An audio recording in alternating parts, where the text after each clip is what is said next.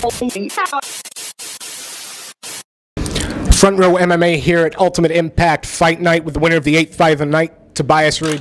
Tobias, we've seen you a couple of times, and last time we saw you, it didn't go your way, but that looked like the Tobias of old. Great footwork. When he had you pinned up against the cage for the first round, were you thinking, oh, shit, not again? Yeah, exactly. That's what I was thinking. As soon as I was pinned against the cage, I was like, oh, not another one of these frustrating fights. But luckily, I managed to turn him at a certain point and then disengage.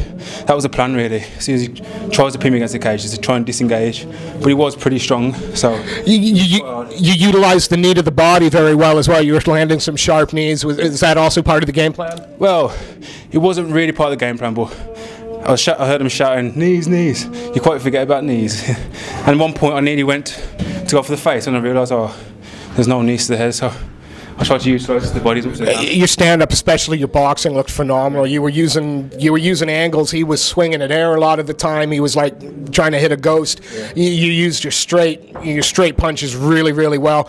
Again, it doesn't seem like that's just orthodox boxing. There's a style there in there somewhere. Well, it's all down to John Roberts, man. There's a bit of John Jitsu, as he likes to call it. So, you know, you have to watch out for that in future fights. Yeah. You know, in the second and third round, it seemed like you came more and more into your own. You were able to turn him off you turn yourself and him onto the cage more easily. You were landing more strikes. Could you feel him starting to get tired? Yeah, after the first round, I could see it in his face as well. Even towards the end of the first round, that was my kind of a plan in my head to think. Sorry, okay. To think. You know, I'm going to try and play out the first round, see how it goes, see what his style is, because I was kind of unsure what he's about, so I had to try and feel him out.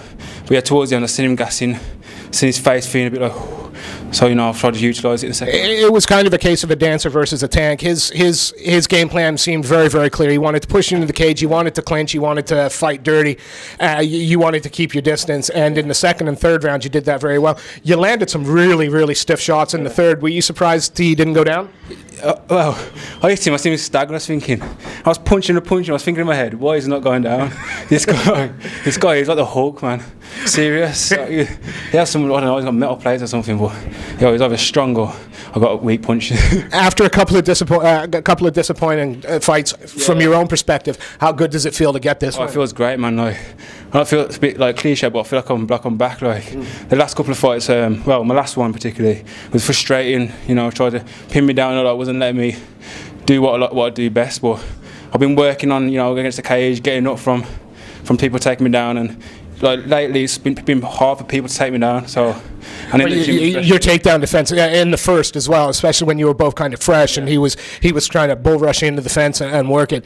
Your takedown defense was phenomenal. Is that part of the John Jitsu routine? Well, that's more angles and, you know, fast footwork and all that. But with the wrestling, I've just been working it hard, been getting shark tanked a lot, and you know, like, that's what's kind of let me down in previous fights. So. Yeah. You know, the cage now, for the way you move and the way you use your footwork and your angles, an 18-foot cage, 22-foot cage, whatever it is, it doesn't seem big enough anymore. It seems like you don't get a little bit of, you need a bit more room. Is that something that you're going to be looking for in future, for making sure you've got a bigger cage to work? Yeah, definitely. Like, hopefully I'll go pro one day and fight in bigger cages, which will suit my style a lot better. So I was taking a couple of steps back and then the cage was right behind me, so I had to quickly try and turn off, but it was really close, it was kind of hard.